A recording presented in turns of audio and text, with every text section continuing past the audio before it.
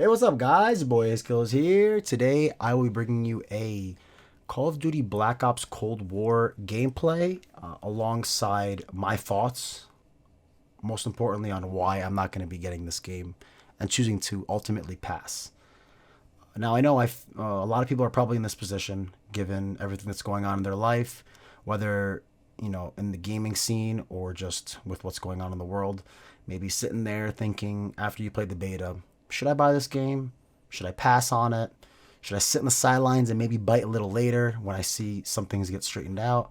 So I wanted to make this video of my personal opinion as to why I'm choosing, at least for the moment, to sideline getting the game and why I pulled my pre-order.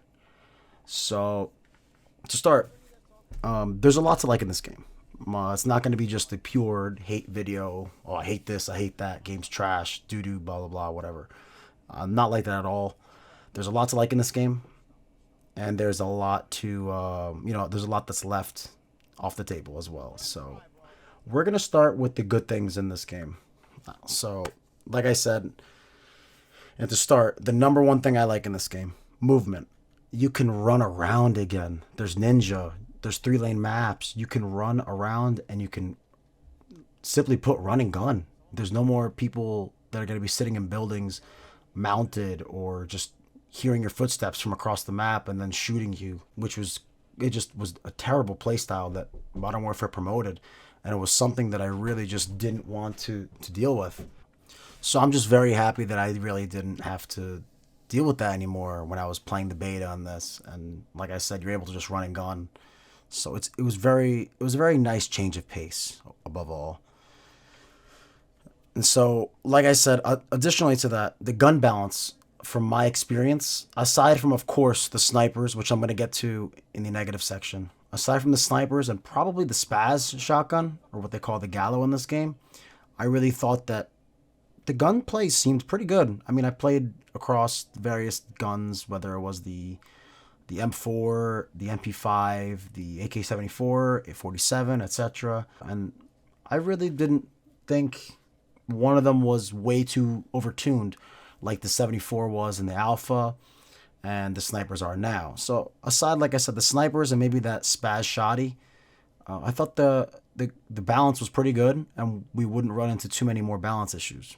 I also liked the new game modes that they added, like VIP Escort. That was a really fun gameplay that they added that I seem to like with my friends a lot. And if I were to get the game, something I'd be looking forward to playing. So that was just another one of the positives that I saw in this game. And for the big maps, another thing that I liked were that vehicles are actually inside the map, so you can position yourself in a different way. It just adds something to the game that I thought was very very nice. And even though like it doesn't need vehicles, it was just a nice little change of pace and something that you saw it and you were happy that they thought of something like that. So now, unfortunately, we're gonna have to head over to the negatives. And so, number one, I have to start with visibility. Honestly, visibility in this game is completely terrible. I had problems with visibility on a few maps. I feel like it was so difficult to see enemies, especially on Cartel. The foliage just got in the way of everything. For the most part, that was, I guess, the main bulk of where I had my concerns. But there were other times where you're sitting there and it's just tough to see people. But that was the map that I saw it more frequently, where you'd be getting shot from inside a bush. And it's like, how would I ever know in my right mind that someone is there? So that in itself was just frustrating. So the foliage, especially, like I said, the visibility, especially on Cartel, just not something that I personally would want to deal with. And just one of the little dings on my stat sheet of negatives for this game. Next was, I feel like this is also tied to the visibility, but it was the brightness. I feel like some maps, the brightness was just tuned up too high. And so maybe I figured, oh, maybe it's user error. It's my end. So I'll lower down my brightness. So I tried to lower it a little bit. And as a result, nothing changed. So I was like, you know what? Fine. Let me just lower down the brightness completely. See if that changes anything. I did that and nothing changed again. So that left some maps again, like I'm trying to think. Cartel was one of them. Again, I think that map was just really the worst. Cartel and a few others, but maps like those where the brightness is just it's in your face, like you look like you're staring at a light, and I really just didn't like that, and there was no way for me to really tune that down. So it was just not something not something that I really liked, and it just annoyed me. Not to mention hurt my eyes. A big additional problem that this game also has was I'm playing on PC, right? So when I'm taking gunfights, basically I drop frames as soon as the gunfights happen. Now, I was for the most part either recording or streaming as I was playing this game, so I never really tried this game uncapped, basically just me playing. And as a result, I never really got to see what my system can give me as max frameage. But regardless, I was getting anywhere from say 80 to 100 frames at all times. And the sad part was that every single time I would get to a position where I would just jump into a gunfight, and this happened in Moscow a lot, my frames would instantly drop. And you can feel that. And it's not even like, oh, you're above 60, so it's fine. No matter what frame rate you are on, whether you're playing PC, PS4, Xbox One, whatever the case is, when you drop frames, like 10%, 15% of your frames, you're going to feel that. You're going to feel that little bit of stutter, and that in itself can throw you off and be very annoying.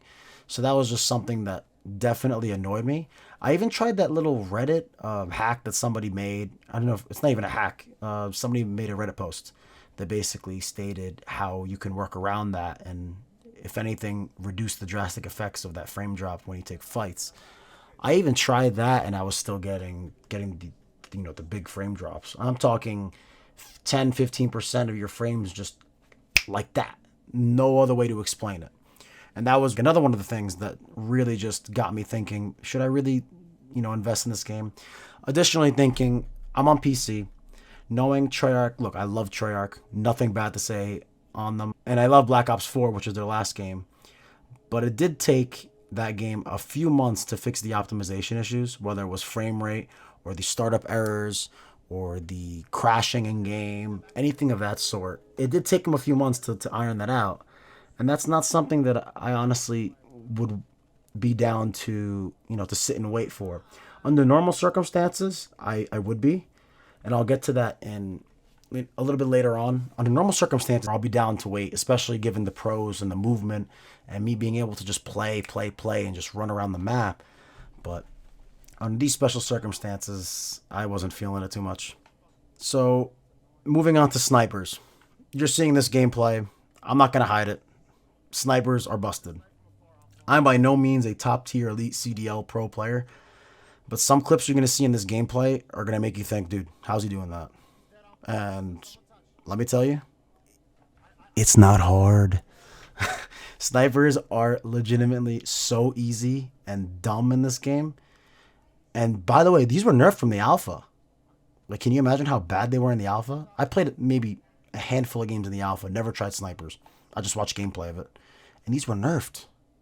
And you're going to see how fast I can quickscope with these things. You don't even need attachments, and this thing will quickscope so fast. Now, I had this problem with Black Ops 4 as well. It wasn't this easy to snipe in Black Ops 4, but in a higher time to kill game, which is what Treyarch is normally known for versus Infinity Ward, in a higher time to kill game, why would you make quickscoping easier in that game than in Modern Warfare? You have very, very little room for error in low time to kill games. Versus this game, you can literally put so many shots into someone. And I think you're going to see one of these. It probably already happened.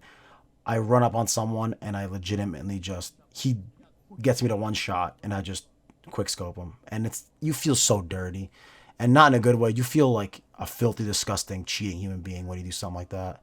It's just like, come on. Like, you guys don't see the problem with this. So knowing how Treyarch has been with these snipers, given their past games, like the Paladin I didn't like in Black Ops 4 even. I just don't like one-shot kill abilities at all. I think one-shot kills in arcade shooters like this don't belong.